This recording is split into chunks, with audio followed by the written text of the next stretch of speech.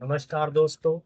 ये एक panel short killer का सर्किट डायग्राम है और इसकी मदद से आप अपने पैनल में जो सीकेवी लाइन शॉर्ट होती है जिसके कारण से जो हमारा डिस्प्ले है वो ब्लैक हो जाता है और म्यूट में चला जाता है और प्रोटेक्शन में जाता है बार बार। तो उसकी शॉर्टिंग को निकालने के लिए पैनल शॉर्ट किलर रिमूवर है जिसकी मदद से आप इसकी शॉर्ट निकाल सकते हैं। तो ये देखिए, ये शॉर्ट किलर का इमेज है जो मैं सेल करता हूँ उसका है। और इसके अंदर मैंने वायरिंग कैसे की है जिसका मेरे पास आ रहा था कि सर इसके अंदर जो आपने वायरिंग की है वो किस तरीके की है, तो मैं उसकी वायरिंग का सर्किट डायग्राम यहाँ बनाया हूँ जिसकी मदद से आप खुद से पैनल शॉर्ट किलर बना सकते हैं और अपने जो पैनल में आने वाली जो समस्या है सीकेवी लाइन की उसको दूर कर सकते हैं। तो देखिए यहाँ पे 220 वोल्ट एसी इन कराएंगे तो ये जो हमारा ट्रांसफार्मर है उसकी प्राइमरी वाइंडिंग है ये।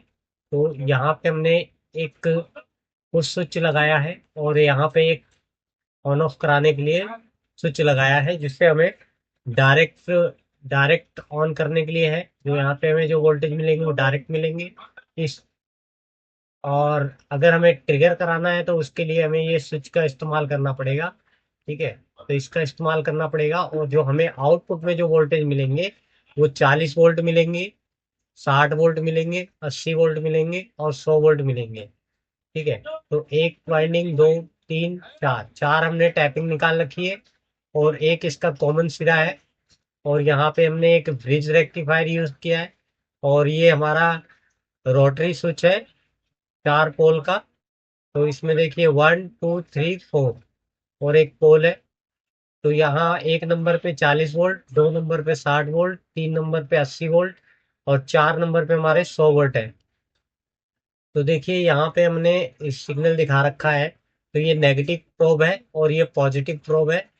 तो इस तरीके के ये पल्स यहाँ पे आउट होंगे। जो पल्स सेटिंग डीसी होते हैं, प्योर डीसी ना होंगे इसमें, पल्स सेटिंग डीसी यानी पल्स के साथ इसमें जो डीसी है वो है।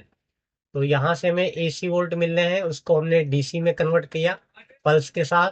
तो इस तरीके की यहाँ पल्स बनेगी तो इसमें से आउट होगा। तो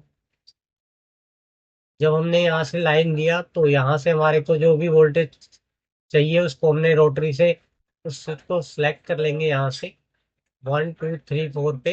तो उस पे स्विच पे करने के बाद जो यहाँ पे ये स्विच है इसको हम नीचे अगर डाउन करते हैं तो जो हमें यहाँ से आउटपुट मिलेंगे, यहाँ से जो आउट मिलेगा वो डायरेक्ट हमें आउट मिलेगा। और अगर हम इस स्विच को ऊपर कर देते हैं तो जो हमें यहाँ पे आउट मिलेगा वो इस पुश स्विच के ट्रिगर करने पे हमें यहाँ से आउट मिलेगा। तो अगर आपको मैनुअली ट्रिगर करना है तो इस स्विच को डायरेक्ट में रख देंगे नीचे। तो हम यहाँ से हाथ से एक बार टच करके हटा लेंगे तो ये मैनुअली हो जाएगा। और अगर हम इसको स्विच को ऊपर कर देते हैं तो यहाँ से हमने दो सिरे निकाल के इसको डायरेक्ट हमने पीसीबी पे लगाने हैं जहाँ पे सीकेवी लाइन है। कट करके इसको ग्लास की साइड में लगाएंगे शॉर्टिंग साइड पे। तो यहाँ से हमने लगाने के बाद एक बार इसको टच करके छोड़ देना है 1 सेकंड के लिए। और 1 सेकंड के बाद आप देखेंगे कि आपकी जो शॉर्टिंग है वो निकल गई। और निकलने के बाद आप डिस्कनेक्ट करेंगे, उसको रीज्वाइन करेंगे और फिर से आप नए की तरह आपका पैनल हो जाएगा जैसा आपका था पहले शॉर्टिंग निकलने के बाद। और यहाँ से देखिए ये हमने स्विच को दिया, इस समय देखिए यहाँ से ये वोल्टेज आए और ये स्विच पे आके रुके हुए हैं और ये दूसरा सिरा है ट्रांसफार्मर का।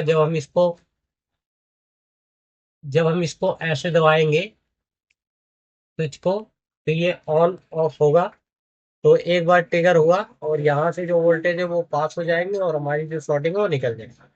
और जब हम इसको डायरेक्ट मोड पे ले आएंगे तो ये जो लाइन है ये 220 वोल्ट की लाइन ये ट्रांसफार्मर पे इस पे आएगी। तो ये डायरेक्ट यहाँ से जो आउट है वो आउट होगा, यहाँ से हमें आउट मिलेंगे।